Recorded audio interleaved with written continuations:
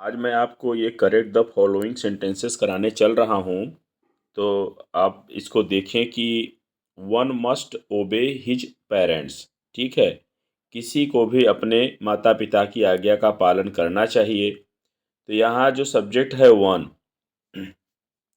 तो वन का जो पजेसु केस होगा O O N E apostrophe S होगा, हिज तो होगा नहीं। तो यहाँ पर यही एरर है। Every boy and every girl, ठीक है। तो देखिए every boy and every girl अगर है तो यहाँ पर जो वर्ब होगा वो वाज होगा। ठीक, वाज हो जाएगा। तो यहाँ पर क्या होगा, अब देखिए बॉय के लिए आएगा इन हिज। ठीक है, और जो गर्ल है उसके लिए ओ आर लगाकर हर लिखना पड़ेगा। तो इन हिज, ठीक है, और हर प्रॉपर यूनिफॉर्म, फॉर्म्स नहीं फिर, क्योंकि सबका अलग अलग हो जाएगा तो यूनिफॉर्म सिंगुलर हम लगाएंगे। ठीक है, तो अब समझ गए कि every boy and every girl was in. ठीक है, अब लड़के के लिए हिज, फिर लड़के के लिए, लड़की के लिए और हर। ठीक है, प्रॉपर यूनिफॉर्म्स। अब देखिए neither the cow nor the buffalo are eating their food. तो आप यहाँ पर देख रहे हैं कि दो सिंगुलर नाउन नाइदर और नॉर से जुड़े हुए हैं। तो फिर हम इसके साथ जो पजेसु केस इसका लगाएंगे वो भी सिंगुलर में ही लगाएंगे। तो दियर की जगह इट्स हो जाएगा। क्या हो जाएगा? It's food.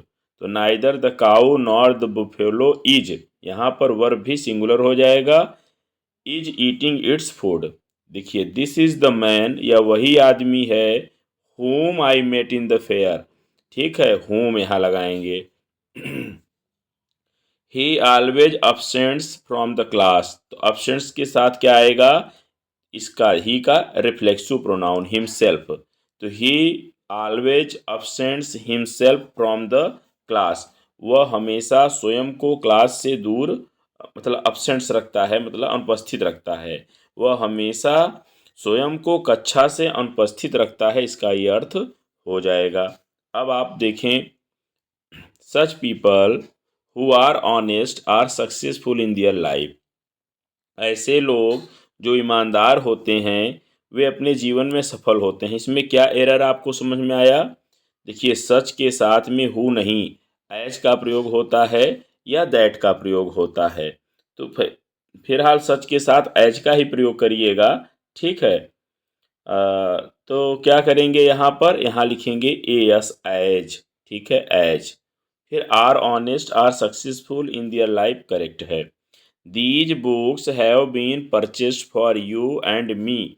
मी होगा, क्यों होगा? देखिए ये किताबें खरीदी गई हैं आपके लिए और मेरे लिए। तो प्रीपोजिशन के बाद जो केस आता है वो ऑब्जेक्टिव केस होता है, और वर्ब के बाद भी ऑब्जेक्टिव केस आता है। तो इस प्रकार से आपको समझ में अगर आएगा तो आप लाइक के द्वारा बता सकते हैं। He does not like this mango, वह यह आम पसंद नहीं करता है। तो गिव हिम अदर नहीं एनॉदर, उसे एक दूसरा दे दो।